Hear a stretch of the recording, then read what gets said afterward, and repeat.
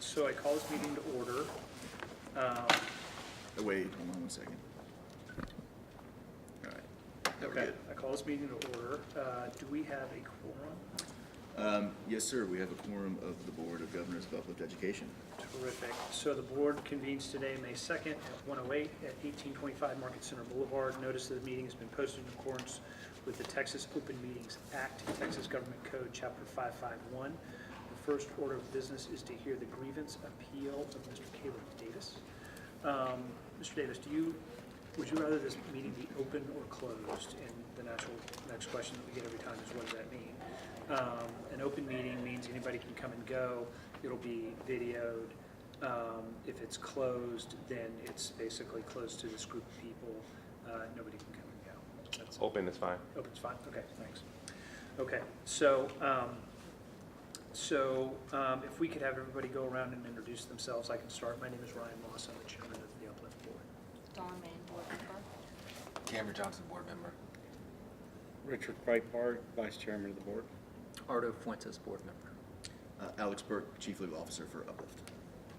Michael Mason, Williams Primary Director. Rachel Huff, Managing Director. Naomi Hartford, Manager of Compliance and Legal Affairs. Galen Curry, Director of Employee Relations for Uplift. Aaron Francis, Multimedia Marketing Coordinator. Great, okay. So, Mr. Davis, this hearing will be conducted according to the following procedures. You'll have 15 minutes to present your grievance appeal to the board. You can break it into two parts. So you'll have 15 minutes, administration will have 15 minutes. You can use however much of that 15 minutes you want to present your appeal, or your grievance rather, and then you can split that into before and after the administration, if that makes sense. So if you want to use 10 minutes before and then 5 minutes to respond to the administration's comments, you can do that. Okay. Does that work? Yes, sir. Okay. Do you have a preference for how much time before and after, do you know? I would say approximately 10 minutes before. 10 before and 5 after? Yeah. Okay, I'll keep you posted on how you do Okay, thank you. it. Okay, so with that, did the board receive, does everybody have copies of all the documentation? Yep. Okay. Great, so Mr. Davis, you've got your 10 minutes. All right, thank Go you. ahead. As you all may be aware of, on February 7, 2019, I was terminated from my 5th grade teaching position at Williams. Growing up, all I ever wanted was to be a teacher, to help uplift our inner city youth, to provide our black and brown boys with a positive role model within our schools and even within our communities. So I became a teacher.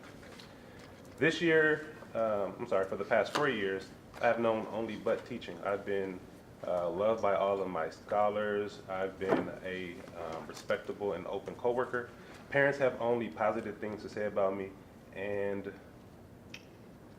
my administration have been supportive and open-minded. That was until this year. This year was the first time that I've ever felt unwelcome in a workplace. Since the first few months of the school year, my work has been criticized. Relationships with coworkers have been questioned, and quite frankly, I've been targeted for the first time in my career.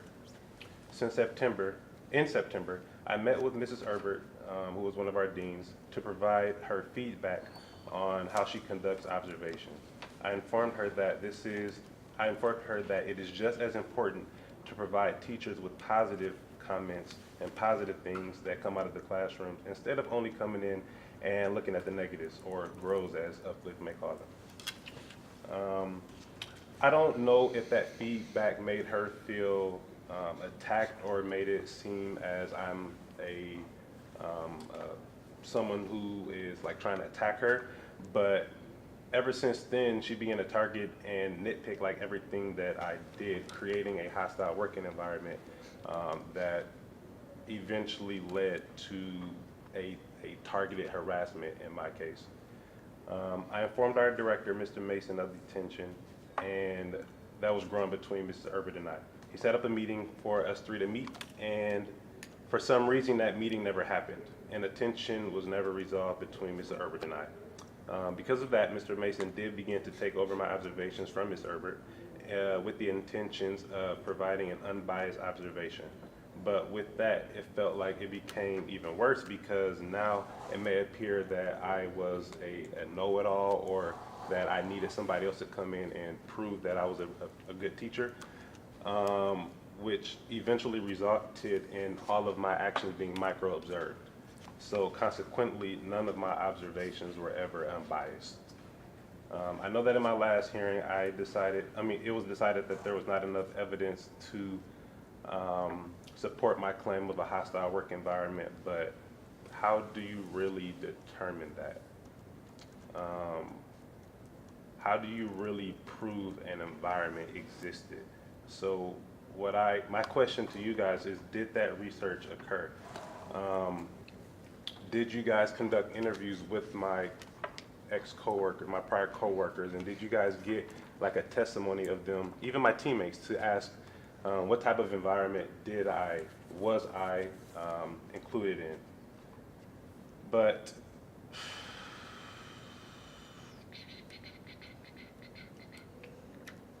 again, did you research and conduct interviews with other teachers or even my teammates to get a sense of the environment that I have to deal with? Because I assure you that if you would have done that, no teacher who understood my situation would have held back the truth if you had did. Moving forward, in January 2019, I was placed on a performance improvement plan, which is known as a PIP, for no necessary reason other than to build ammunition to fire me. This was my first year at Uplift. This was my first year teaching, not as a teacher, but it was my first year there. So I know that the adjustments were needed to transition into the charter network, but honestly, I was not given the time or the opportunity to make those adjustments. Other first-year teachers were treated completely different and received much more positive support than I did. Throughout the year, I asked several times to be shown other classrooms and to have what was expected out of me modeled. No outside school visits were made, and no opportunities for me to see other teachers even inside of my own classrooms were made. No administration came into my classroom to model what they were expecting me to do. So how am I going to make these corrections? But back onto the PIP. According to the plan, I need to improve on 3 areas: lesson preparation, instructional delivery, and personal effective. The personal effective category was a misunderstanding and honestly a joke, because that should not have been on the plan. I would mistakenly not respond to calendar invites. I would accept them but not send a response note saying that I would be attending. This was my first time ever using calendar invites as such, so I didn't know that the administration wanted a reply. And when I addressed this with Mrs. Herbert, she understood the misconception, and we agreed that that shouldn't have been a problem in the first place. Another component was that I was not responding to emails in a timely manner. I agree. When teaching, getting on my computer to respond to emails would slip my mind the majority of the time. I like to be an active teacher, so I was always involved with my scholars rather than sitting on my computer the entire time. I'd try to respond by the end of the day, but sometimes I would forget. But is firing someone over responding to emails really something to be considered? With lesson preparation and delivery, I have one thing to say: modeling. If my lesson plans and my delivery was not how you wanted it to be, I would expect for you to come in and show me what you want it to look like. But that never happened in my case. Each week I would make the necessary adjustments and come back the next week and there would be something new that would be discussed with me. If you think about it, if you're only given something to try 1 week, and then the next week you have something different to try, and then the next week you have to tweak that and try something else, how are you going to see results in a 4-week plan? Because I just don't understand that. And that leads me to my final point with this PIP category, a 4-week plan. I was only given 4 weeks to show and make the improvements. Honestly, only 3, because the first week that I was on, it was the first week back to school, which usually that time is spent with our scholars getting unwinded and getting back into the flow of things. So our scholars we were spending that first week getting back into the groove of everything. So To the few teachers that I did talk to who were on a PIP or knew that other teachers were on the PIP, they did say that this was one of the shortest plans that they've ever seen. Additionally, one even mentioned how they had their PIP extended to the end of the year instead of being terminated in the middle of the school year. So why couldn't I have that same opportunity? The only reason I can think of is the targeted and constructed methods to terminate me from my position. If our director had known knowledge that Mrs. Herbert and I had some sort of tension, why would she be in charge of the fate of my fate within the school? Why does she get the final say in whether or not I am terminated? Because in all honesty, her decision would be and was biased. So as I wrap up, I lastly want to discuss the wrongdoing that has been going on at the school since the beginning that I've been there. School kind of does what it wants until CMO gets there, or they know that CMO will be coming. Before I was fired, there was even a teacher in the 4th grade who didn't even teach her own classroom. The school was not departmentalized, but yet the other teachers would come and teach her classroom throughout the day. In my last hearing, I provided Mr. Harrison with the exact times to go in and witness this firsthand, though you all went in at the incorrect time, which kind of defeated my purpose of giving you that information. This is the same teacher who they know will not be returning for next school year, and has made it clear that early in the year she would deliberately not do a task or an assigned job, yet she was not placed on the performance improvement plan. My greatest question is why? How can a teacher not teach their primary duty and still remain at the school? Each time CMO would come in, she would mysteriously be in her classroom the entire day like nothing ever happened. Her own scholars would even plead to other teachers about going to a different class because they weren't learning anything. And this teacher has over 15 to 25 years of experience, something that I just don't understand. So since my termination, I don't know how the school has changed. The things that I've mentioned, I don't know how the school has changed the things that I've mentioned. But one thing that I know is that they can't change the feelings that my scholars have towards me. The heartbreak that they had for weeks after they were told that I wasn't returning. You guys didn't just fire someone who was in an office job. You fired a teacher, a role model, an inspiration, someone who not only my scholars, but every scholar on my floor will look forward to seeing each day. I can see if there were any foul play or misconduct that determined this termination, but the target harassment and hostile environment that I was faced with should not have happened to anyone, especially me. So my classroom was not only my family. My classroom was the only family that I had here, and it was taken away for what? Because honestly, I still don't know. I have no reason when people ask me why I'm not teaching anymore. I can't give them an excuse. And even after you guys review everything, you too will see that there is no legitimate reason for me to be terminated from my position as a 5th grade teacher. So with your 10 days to deliberate, I ask that you look at the recent surveys from the other teachers at the school, look at the data and ask yourself, why me? Why is Mr. Davis the only one to be fired from a school with multiple ineffective teachers? Did I really perform Mr. that Davis, you got 30 poorly, seconds. thank you, compared to my peers, or were there any underlying targeted reason for me to be taken away from my passion? Thank you. Thank you, Mr. Davis. All right, administration, we've got 15 minutes. So on October 16th, well, to start the school year, as the director, it's my responsibility to do walkthroughs for all of my teachers. I noticed that Mr. Davis was kind of having some problem areas based on the observations I conducted. I checked with Ms. Herbert, who is the dean for 4th and 5th grade, and just to kind of compare notes if she was seeing the same things that I was seeing. It solidified my findings that we were struggling with areas of lesson preparation, instructional delivery, and being personally effective. We continue to monitor his instruction through weekly observations, targeted instruction. We would look specifically for instructional delivery, or we would look specifically for lesson preparation. And after those, we would meet with him in a coaching setting to providing him with the modeling and the examples of what we are looking for and what would help him to be improving as a teacher.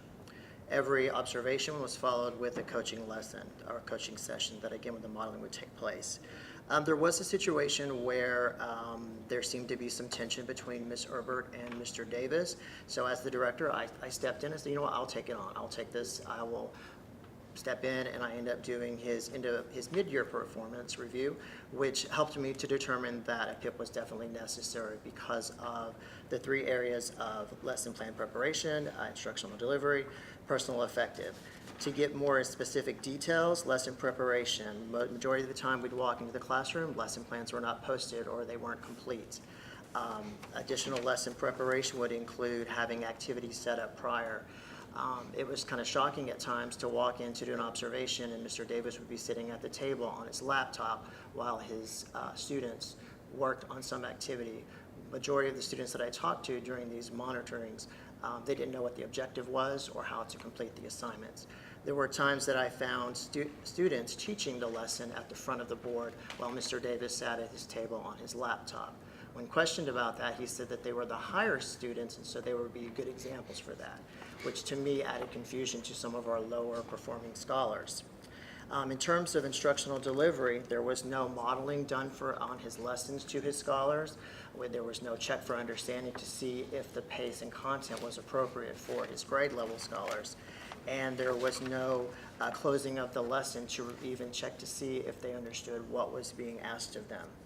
In terms of the personally effective, it goes beyond emails. It goes from meeting deadlines, having data turned into the dean so that can be reviewed on a timely basis, having letters that were mandatory to be sent home to parents for communication that were not sent home on time, having grades completed on time for report cards to be processed. So it goes beyond just replying back to emails. So in January, I placed him on a PIP, focusing on these 3 areas, lesson preparation and instructional delivery. We set up weekly meetings with his dean and at times myself to make sure that we were on track and to monitor his performance. I continued to do targeted instructional observations. The dean did targeted instructional observations as well, and we kept seeing the same consistent pattern of lesson preparation and instructional delivery. At times during the coaching sessions, Mr. Davis never took notes, never asked any questions, usually just kind of looked at his phone or on his laptop. When I would ask him if he had any questions, he would just say nope and be excused from the room. This was every single coaching session that we had. That was from an observation. So throughout the PIP, at the end of it, it became pretty evident that we were still struggling. The preparation wasn't there, lesson plans weren't posted, the delivery wasn't there. We were having, again, trouble meeting deadlines. So at the end of the PIP, it was my determination that, you know, he was not applying himself effectively to the PIP. We did it in a form of a checklist, so there were no questions that would need to be asked. It was literally step 1, do this, step 2, do this, very specific, because we felt like he needed that specific information. So at the end of the PIP, it was, you know, my decision to move forward with termination because he hasn't shown any progress within the time period. Yes. So what I would add on with Mr. Mason is, as well as, so during the PIP, we chose these objectives specifically because these were going to be the teacher actions we needed to see first before we could move on to anything more advanced. And so one of those first basics is just having lesson plans ready, prepared, and marked up for the day. And so one of the action steps that Mr. Davis was given was to bring the lesson plans for the following day to those check-ins with Mr. Mason or Ms. Herbert. As you can see on pages 21 and 22, there are multiple times on 114, 122, where Mr. Davis would show up to the meeting without any lesson plans for the following day. And so the time of that debrief was spent on getting the lesson plans ready rather than being able to move on to the next level of feedback. Other than that, I, as the managing director, did not complete level 1 grievance. Rich Harrison, the chief academic officer, did because I was involved in a lot of these conversations with Mr. Mason. So I'm sure you might have had a chance to read his report on pages 8 through 11. But if not, I don't think we have anything else to add for our time. Do they have any questions? I have a couple. Yes. So how is this, or is the process different for the challenges that Mr. Davis was having, any different for other first-year Uplift teachers? I know that we are much more rigorous and have a system, an Uplift system, and document much differently. And so how does he compare? I have nothing to compare this to. Sure. So how does he compare with other first-year? Yeah, great question. So I think that the struggles that Mr. Davis was running into in the beginning of the year were not different than a first-year teacher at Uplift. The difference is that after given feedback, having a coaching debrief that Mr. Mason talked about, for most teachers we would see a change in their practice. And the difference in this case was that we weren't seeing a change, we were continuing to see those behaviors. Okay, and so tell me more about most teachers, and then once that, I guess you hit a wall or something with teachers, and then the most will go on, and then some need additional whatever. So talk to me about those teachers and what would happen in that case. Sorry, will you say the second part again? So you're saying most of them are kind of in this area in the beginning, like you all need to get revved up to the Uplift way, Yes, right? yes. And so, maybe 70% at the end of all this coaching are like, I got it, I'm good. 30%, maybe not. So then what happens with that 30? Okay, that makes sense. So with that 30%, a couple of things can happen depending on how that teacher learns best. And so that can be through doing side-by-side coaching in the classroom. It can be through doing classroom observations. Doing the one-on-one debriefs, though, are our go-to. And that's where we're going to see the most success, is practicing in the office together. What are you going to do the following day when you walk into that room? And then I'm going to come in that next day and see it. What they're working on depends. A lot of times for first-year teachers, it's going to be classroom culture. Right. But the gap was we couldn't get past. We really struggled to get past just the basic accountability around lesson plan prep and the basics around classroom instruction, that we couldn't move forward from there. Okay. Does that answer your question? It Do you have did. anything to add, Michael? Yes, it did. And just one last follow-up. Yeah, I'm of just course. trying to wrap my No. mind around this. It's a lot Yeah. in here that I don't understand. So just trying to wrap my mind around it. So you would adjust what you are, how you are teaching the teacher based on the best way they can learn to move forward, correct? And we never found that. Right. Right. I think during Sweet the spot. during the coaching sessions, I think it as a two-way street, and in my opinion, it was definitely a one-way street where I was providing the feedback and I was providing the modeling, Okay. and really didn't get any questions or any concerns. I think it became more and more apparent to me that we're not able to move past this. So what else can we try? And it just, like Ms. Huff said, it just continued to be more apparent that we weren't able to move past the instructional piece and the lesson prep, Okay. if that helps. Sure. Yes. Okay. Other questions? Okay, Mr. Davis, you've got another 5 minutes. Thank you. All right. Going back to the part about me being a first-year teacher at Uplift, I was literally hired the day before school started.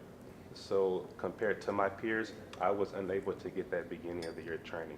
I had no idea how Uplift ran until I was thrown into the classroom. So with that, I didn't know too much about the documentations, too much about how the appraisals or anything like that worked. I was literally taken from my previous, independent school district and tried to transition it into the Uplift Charter Network. And apparently, it just wasn't a good transference. So with going back and with your point about the other first-year teachers, I don't feel like I was able to receive the training and the necessary skills that were needed in order for me to be successful in my first quarter or in my first semester, because I was playing catch up from day one. In addition to that, to piggyback off of the me sitting down in my scholars teaching, that was more of a strategy that I picked up from one of our more successful teachers at the school. She allowed her scholars to facilitate some of the learning. And that's what I was doing. I wasn't letting my teachers teach. I was more of a I was more of a facilitator, letting them lead the instruction, letting them teach their peers how they best fit. Because we all, well, I'm not going to say we all know, but from my schoolwork and from my graduate studies, kids learn better from their peers. So allowing my scholars to lead the instruction, it was a way for me to experiment and see if, hey, could we try something new so that my kids can learn something and see a different perspective rather than an adult in front of the classroom lecturing them, because I don't like to do that. I like to find more creative ways for my kids to learn. So that's one of the reasons why you guys will witness my scholars in front of the classroom teaching, is because I was trying a different strategy that I got from one of our more successful teachers in the school.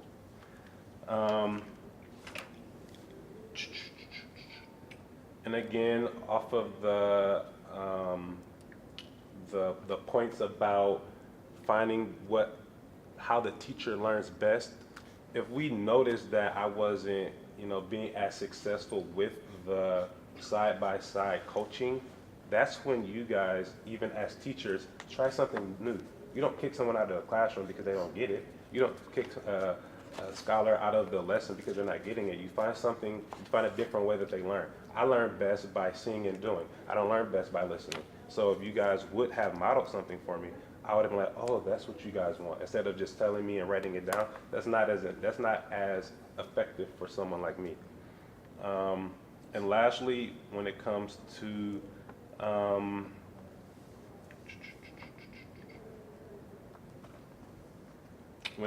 taking notes in those meetings, at the beginning of those sessions, it wasn't a requirement for me to take notes.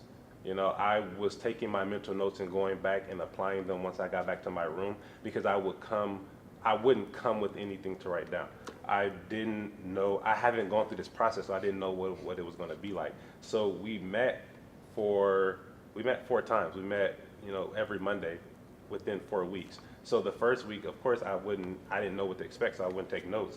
And moving forward, I would take notes on my computer. That's why I would be on my computer. Whenever it was said to me that I should start taking notes, I would bring my computer or my phone with me and take notes on there. I don't get on my phone during meetings. We learned that growing up. Like, I don't sit and play with my phone while other people are talking. So I was not doing anything that was unnecessary on my phone. I was literally either typing notes in a note on my phone, or I was on my computer typing them up so that I could email them to Ms. Erber or Mr. Mason. Those are the only reasons why I would be on my devices during a meeting. So with that, I don't believe that I have any other comments to say based off of the admin's remarks, but I guess that is all that I have to say. Perfect. Does anybody have any questions for Mr. Davis?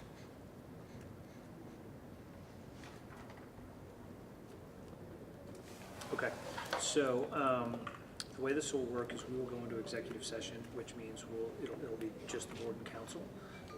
No decision will be made in executive session. We'll call everybody back in once that's over, and we'll reopen the hearing then. Does that work? What does that mean, reopen the hearing? So what we'll do is we need to check with council to make sure we fully understand all the facts and circumstances of the information we have in front of us. Gotcha. But we will not make a decision without you and the administration in the room. So Gotcha. we'll Makes call sense. everybody else in, so please don't go very far. Does that work? And this is within 10 days, correct? No, this is within. It's right now. Oh, today. It's like right Oh, now. sorry. Yeah. I didn't mean, okay. Yeah. So if we can just have the room for a little bit. So we will go into executive session under section 551.071 of the Government Code. And if we could have everybody include them in, that'd be great, and we'll call everybody back in when we're done.